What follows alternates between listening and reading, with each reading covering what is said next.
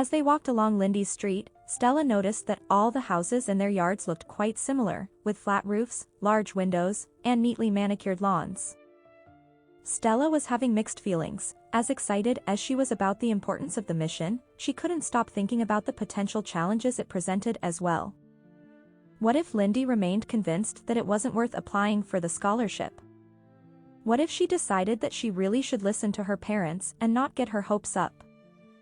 Stella shook her head in an effort to banish her concerns.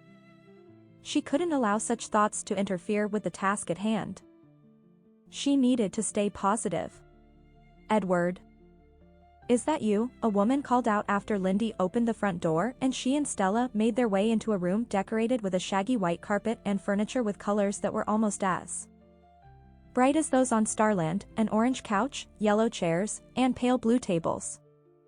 Before Lindy could reply, a woman came in through an open doorway.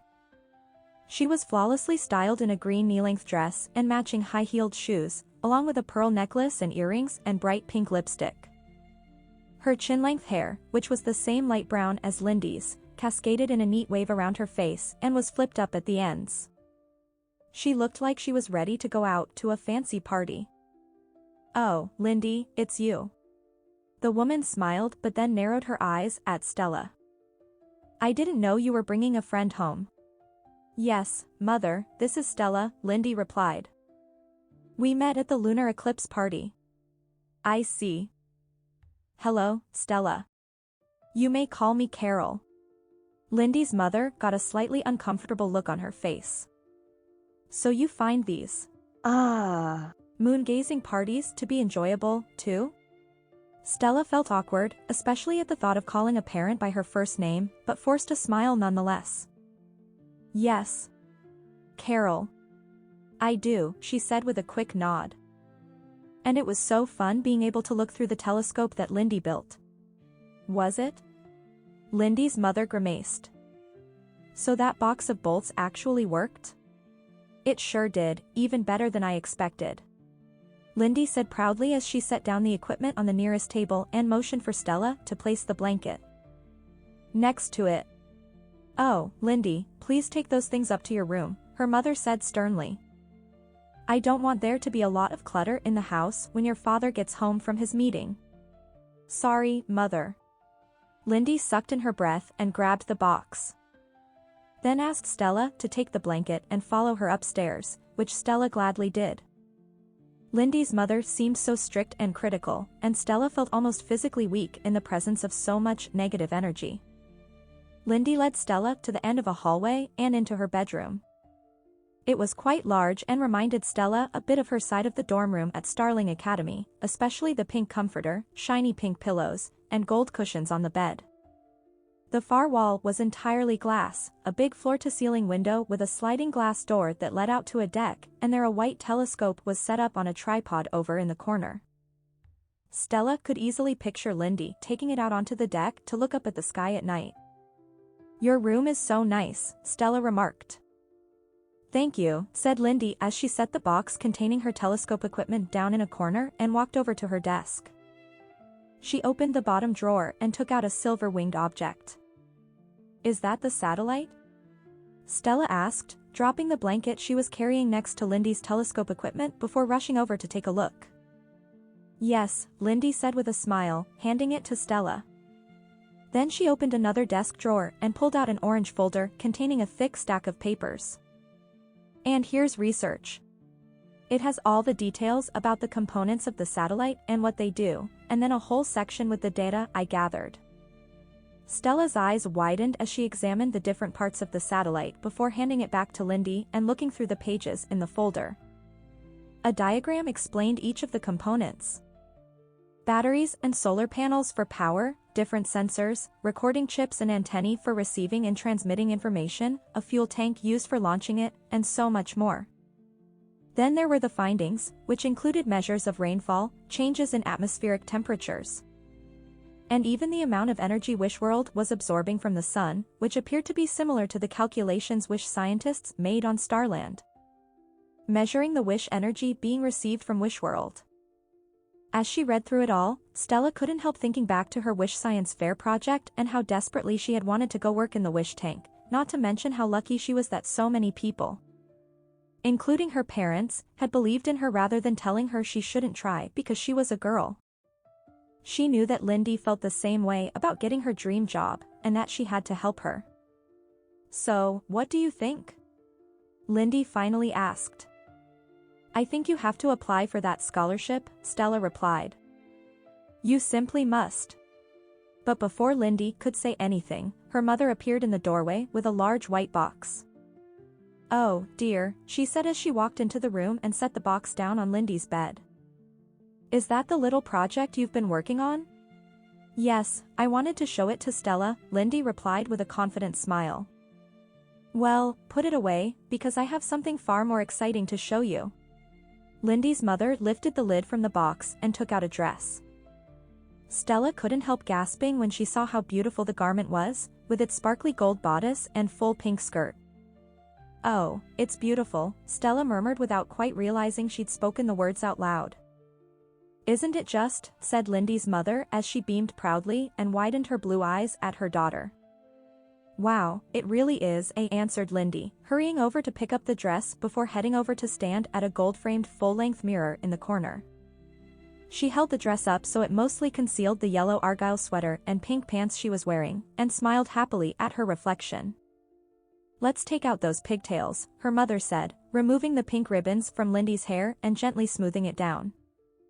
"Oh, Lindy, Roger is going to be over the moon when he sees you in that tomorrow night." Lindy closed her eyes and tilted her head back as she twirled around the room with the dress. "He is, isn't he?" She grinned as she opened her eyes and stared at her reflection again. Stella's heart immediately sank. She'd almost forgotten that Lindy's parents thought it was more important for her to go to the dance than work on her scholarship application that weekend. Stella had to do something to steer Lindy away from the dance.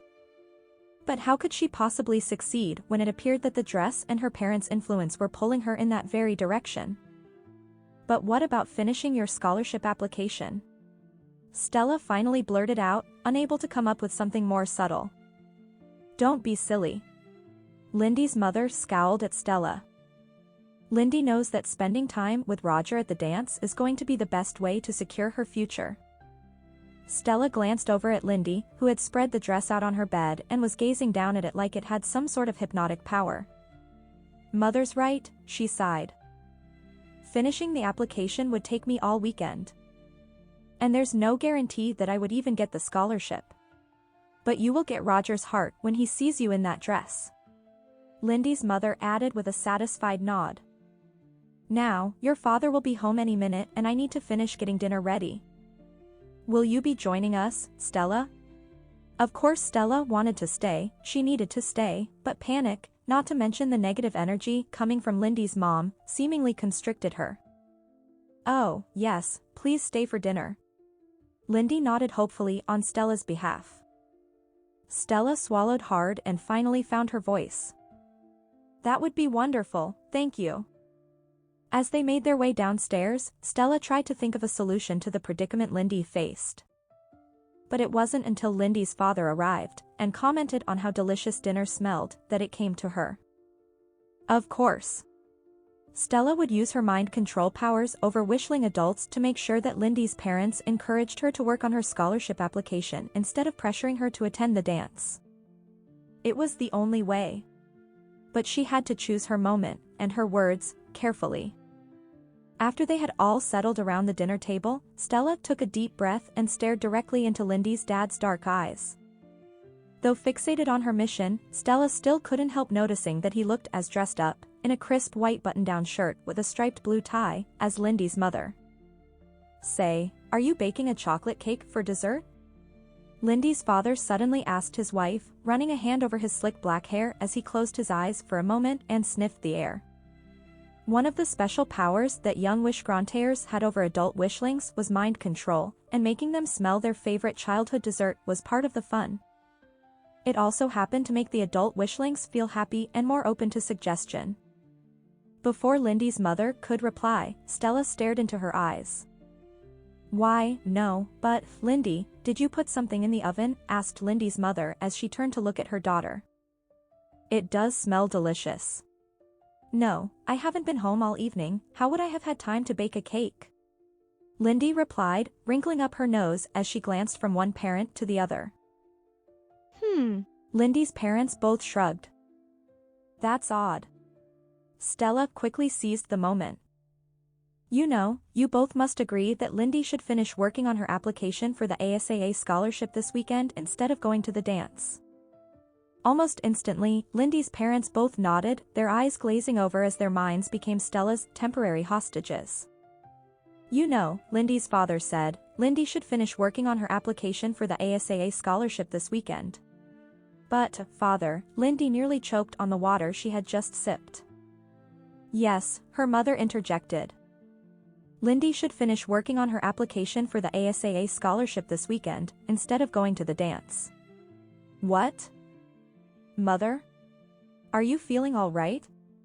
Lindy leaned across the table and narrowed her eyes, studying her mother's face, and then glanced over at Stella to see if she was equally confused. What about the dress? What about Roger? But Lindy's parents simply turned to look at Stella and smiled as they repeated the same words, this time in almost perfect unison and with the same expression.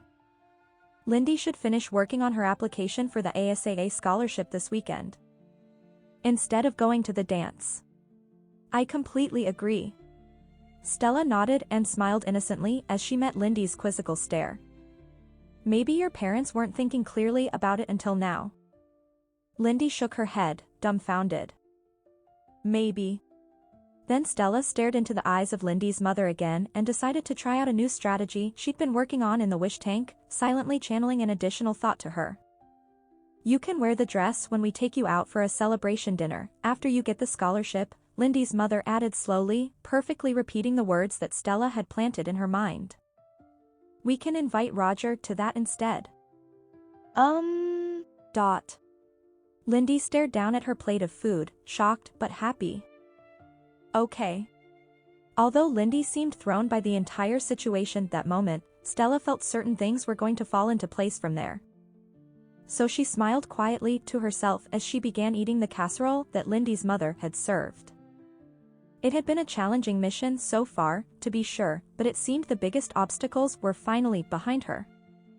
Although Stella had successfully completed the first part of her mission, with Lindy working on the ASAA scholarship application all weekend so she could send it in by the deadline, it was still another few weeks until Lindy's graduation ceremony. That was when the name of the scholarship recipient would be revealed.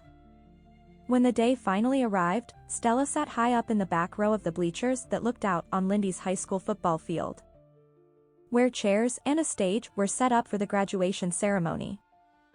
It felt a lot like the day Stella had graduated from Starling Academy 2 years earlier, right down to the gut-wrenching nerves she was feeling.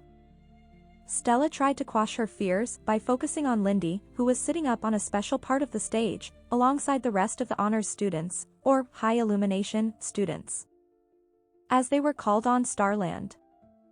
All of them wore shiny gold sashes to indicate that they were the top students in the class.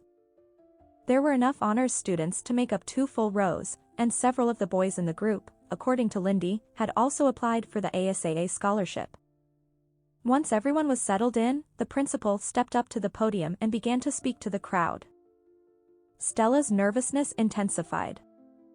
There was so much riding on Lindy's wish, and the last thing Stella wanted was to return to Starland without accomplishing her mission. After making a long series of announcements about the accomplishments of the graduating class, which only served to make Stella more worried than ever, the principal finally got to the part of the day Stella and Lindy had been waiting for. As we all know, the work being done by the American Space and Aeronautics Academy has become more important than ever before, the principal said as the afternoon sun's rays bounced off his little round glasses. And they had to be incredibly careful in selecting their recipients for this year's honor. Therefore, I do not want to see any disappointment among the very worthy candidates here. Only one student from our school could be accepted, and I have no doubt that it was a most difficult decision. Stella sucked in her breath and squeezed her eyes shut. silently channeling every bit of positive energy toward Lindy and the envelope in the principal's hand, not that she had the power to affect what was inside. If only. The principal paused dramatically, and Stella opened her eyes to see most of the people up on stage nodding, smiling, and looking directly at a boy named Charlie, who Lindy had told her was considered the A-class brain. Stella glanced over at Lindy and noticed that she was staring down at the stage, already looking crushed, as if the award had already been given to Charlie.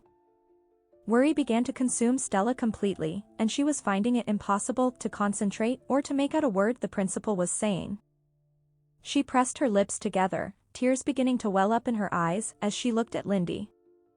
But then the principal's words rang out loud and clear.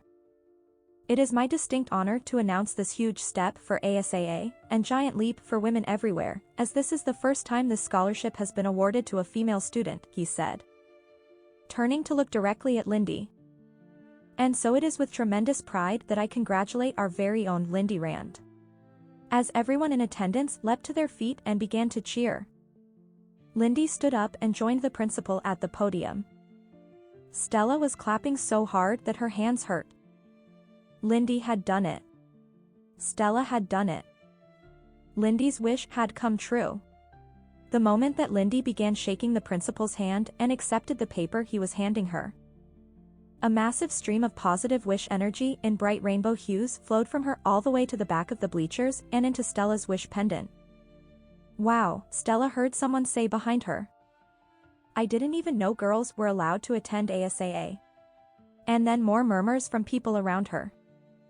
"Well, that's impressive for a young lady. I guess there's a first time for everything."